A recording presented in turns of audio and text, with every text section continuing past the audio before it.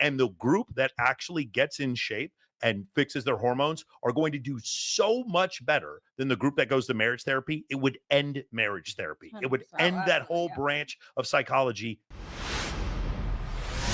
I feel like in regards to a sexless marriage, I feel like the women, like we as women, as we continue to grow and age so wonderfully, like we already do, I wish there would be like a larger conversation around women taking hormones, specifically testosterone. Yeah. Because if we as women took it kind of into our own hands and said, hey, I have this great, great husband. I've been with him long term. I love him so much. He's an incredible father, incredible provider, but I am perhaps not feeling that spark or whatever. Perhaps something is happening within me and I should continue to discover, because all signs are pointing to this is a loving, wonderful partner that I should theoretically be attracted to.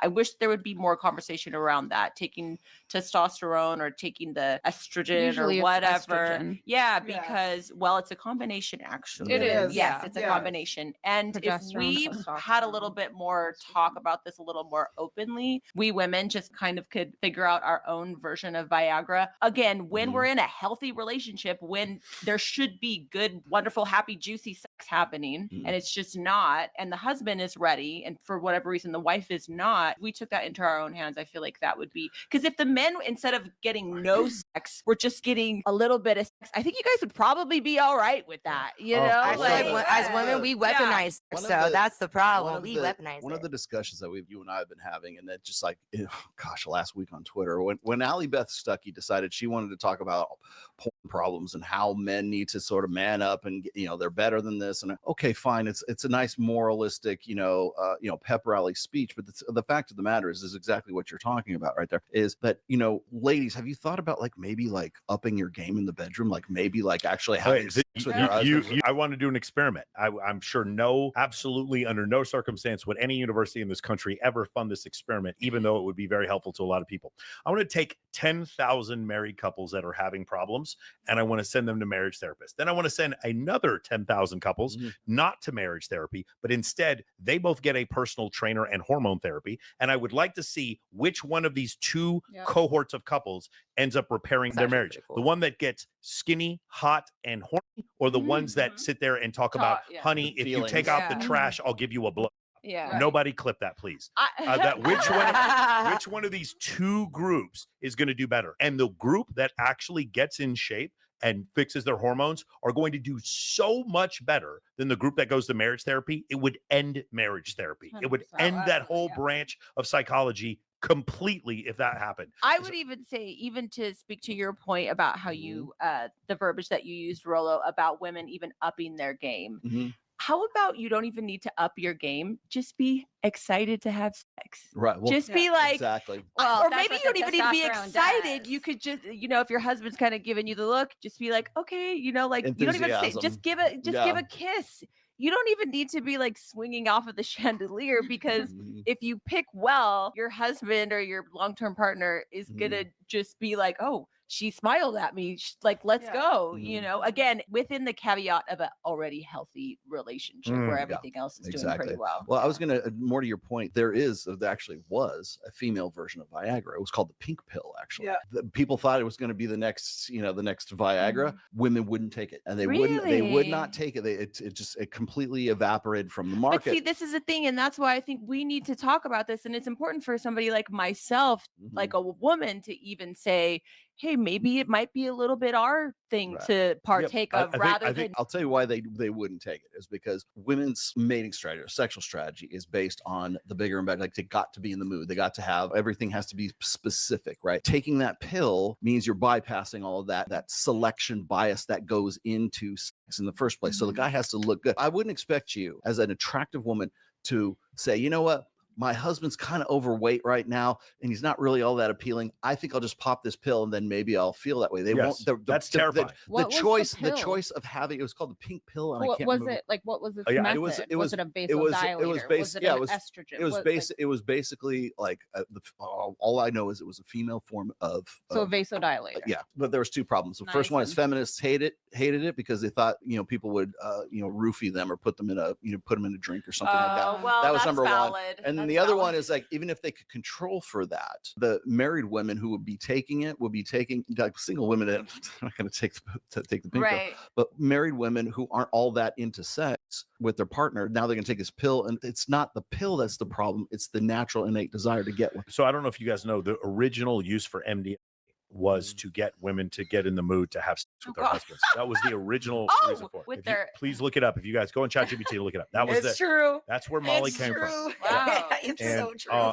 And clearly, you know, it fucking works. Like go to Burning Man and you can see. But testosterone, give me a neck massage. Taking testosterone, because I get a little pill injection. I'm on those as well. Yeah, and like I've never had like an issue. Yeah, I've never had like an issue having sex or anything or like anything like that. But I've also not been in like a 10-year relationship. I don't know what that looks like. So I can't, again, coming from the standpoint of like you're in, everything else is good to go, and it's just you're kind of feeling like maybe a little lackluster or whatever. I do think that something like testosterone could be good for that, but also it is so much fun as a woman to take you do feel like I'm getting up. I'm like, wow, this is so fun. It's like were exciting. You like roar or anything like that? Or when I first took my first pellet about a month in, I did find myself all right. I think one time I was watching my boyfriend scroll and he like stayed on a picture of like a hot girl too long or something, and in my head, and I don't normally think this, I will say in my head I was like what's he looking at? Why is it this is too long? Who is that? I wonder if they talk. Oh, do you think he messaged her?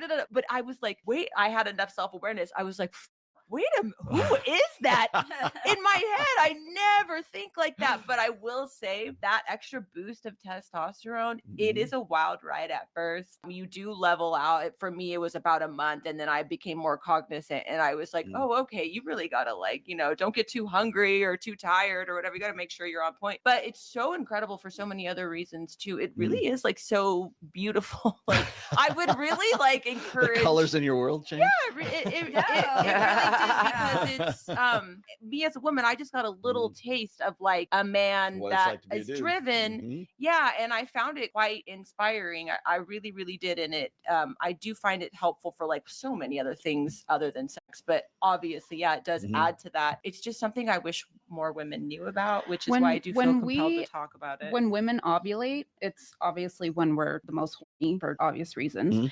And we're also producing the most testosterone. Correct. Oh, I for didn't know that. Yeah. And that feeling, as with the estrogen, and that feeling is the testosterone and the estrogen. Okay. Yeah, because when you're ovulating as a woman, it's wonderful. You feel you're like my hair. Your so skin, beautiful. That's And you, anything you It's put on as a it's woman. dangerous when I ovulate. I pull some pants down and I was like, I'm terrible, dude. I'm a monster. Have that every day if you want. I'm a monster. No, I but look at but you know what myself in the mirror more when I'm ovulating. I'm like, oh, you're with the beautiful topic, goddess.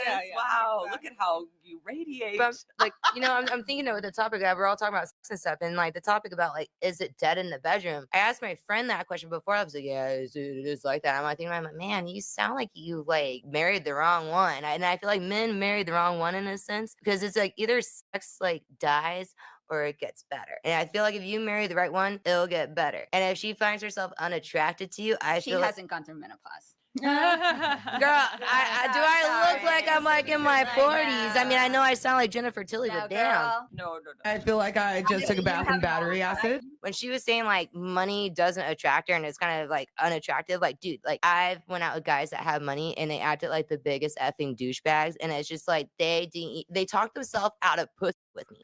Yes, that's I've actually seen women do that as well. It's pretty hard to do, but I've seen women talk their way out of it. It's pretty amazing. Anyway, go ahead. The interesting thing about the testosterone too that the majority of people don't understand is we have, even at our peak, like even in our youth, 20s to 30s, we have a 10th to a 20th of the it's a micro 1/17. It's a micro sliver of what you guys operate at. I kind of get why you guys want to fuck everything you now. guys are See, somewhere. now you know. I have a little softness around it. You guys are between 40 and 100 nanograms per deciliter. We are between 700 and 900. What did you say the women before 40 and 100? Oh no, that's not a natural. The level is 20 to 50. But you can't typically get on those without dosing up. To 100.